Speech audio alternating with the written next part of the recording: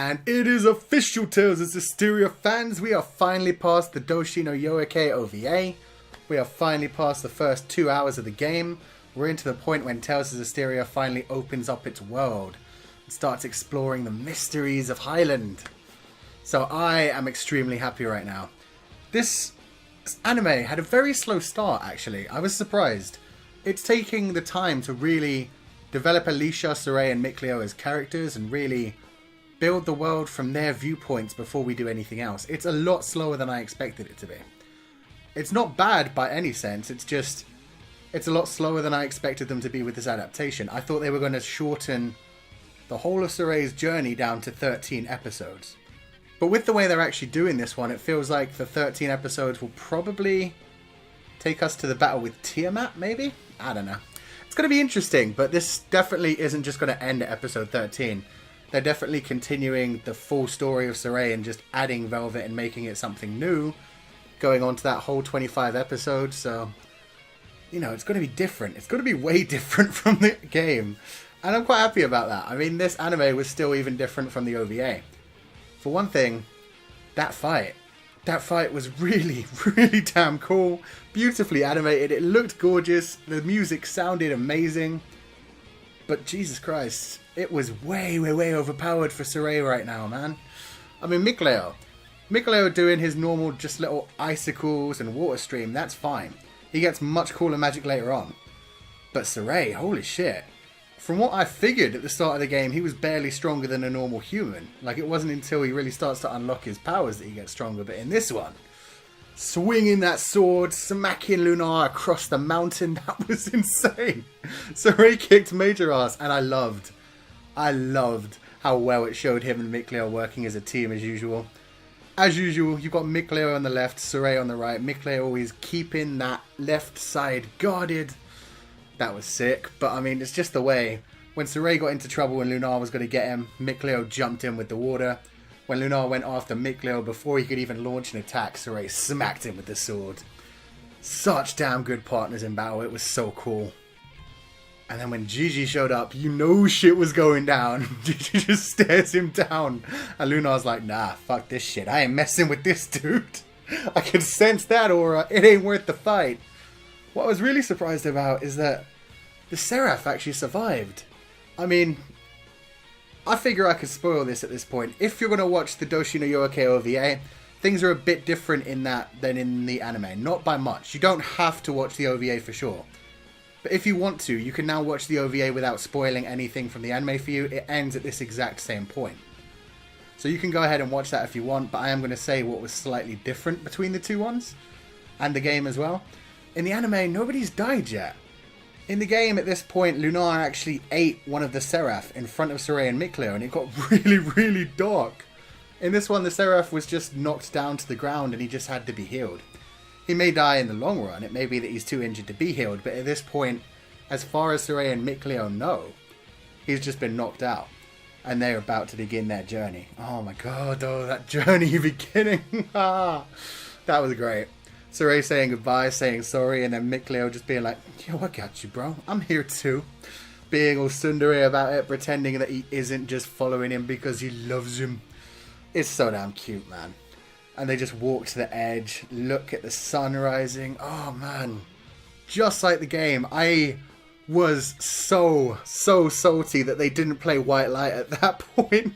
I thought that would have been the perfect point. I mean, to be fair, they were building up to it. Like, they were building up to them standing over the cliff. And I was like, damn it, why are the credits rolling now? Don't roll now. Roll when they get to the cliff. Play White Light, please. But they just didn't. They wasted such a grand opportunity. I guess they just weren't bothered to license the song for another production.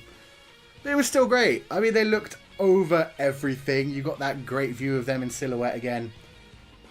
And to anyone who hasn't watched the game opening yet, I'm going to leave a comment linking you to the Japanese game opening so that you can now compare the game opening to the anime opening, and also because the game opening was done so well, it's right at this point that it plays for the first time if you didn't watch it while you were just sitting at the start screen, and it just literally links on from Sorey and Mikleo walking over to this cliff. It starts playing then, and that's where the opening actually begins. It's so cool.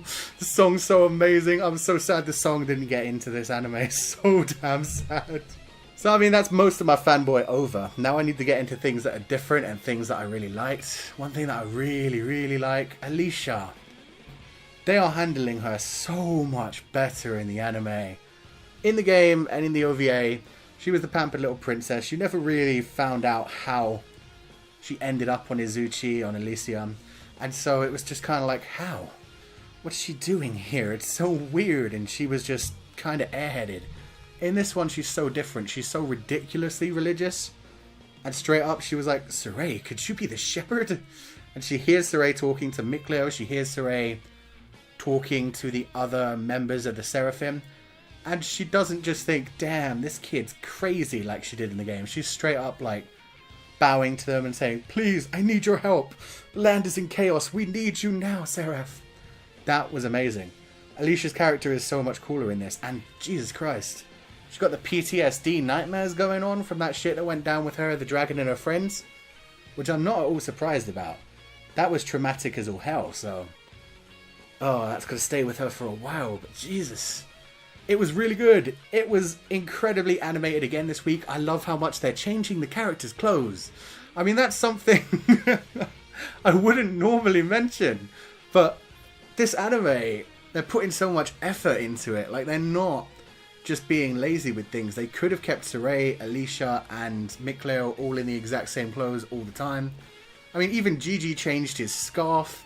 Put on the long red scarf, Zenris. I keep calling him Gigi now because of Mikleo.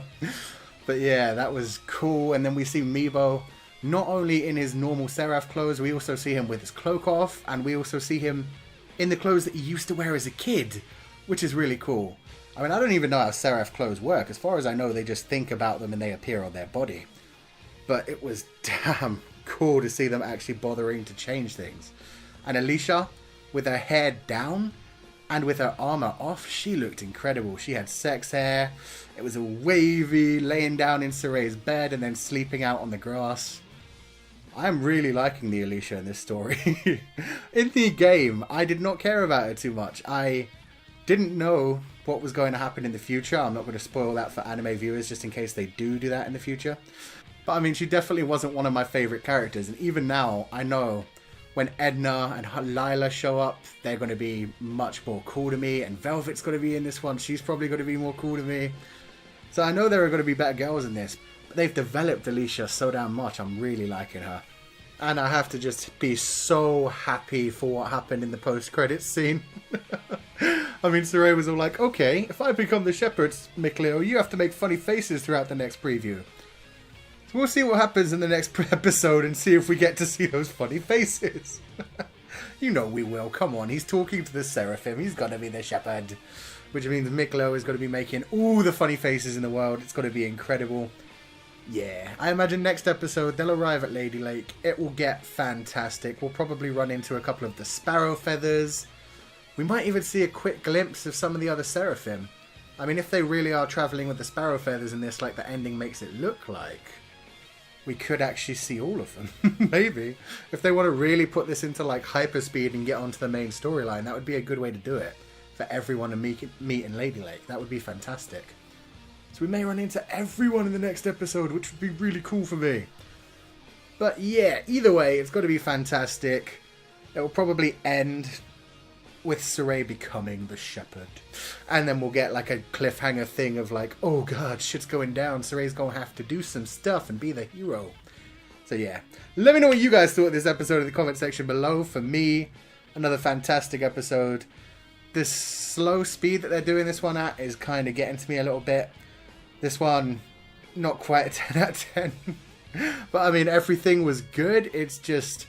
I kind of fear that the way that they're doing it so slowly is going to make some of the anime viewers drop out. Some of the people that haven't played the game and don't know how much better it's going to be are going to think, this is kind of slow and boring, I'm kind of not bothered. But we'll see. Hopefully it will still work out. This definitely deserves all the love in the world. It's fantastic in every way. And it will definitely be even better when they start to really shake up the story and Velvet comes in and all the other insanity. I mean, Sorey hasn't even pulled the blade yet. Shit's still going down. So yeah, let me know your thoughts, and if you enjoyed this review, then wreck that like button like you mean it. Subscribe if you haven't already seen more. And if you want to join me for a live event after tonight at 10:30 PM GMT, I'll leave a link in the description and an annotation here so you can join me on my sub channel. Thanks guys, and I will see you next time.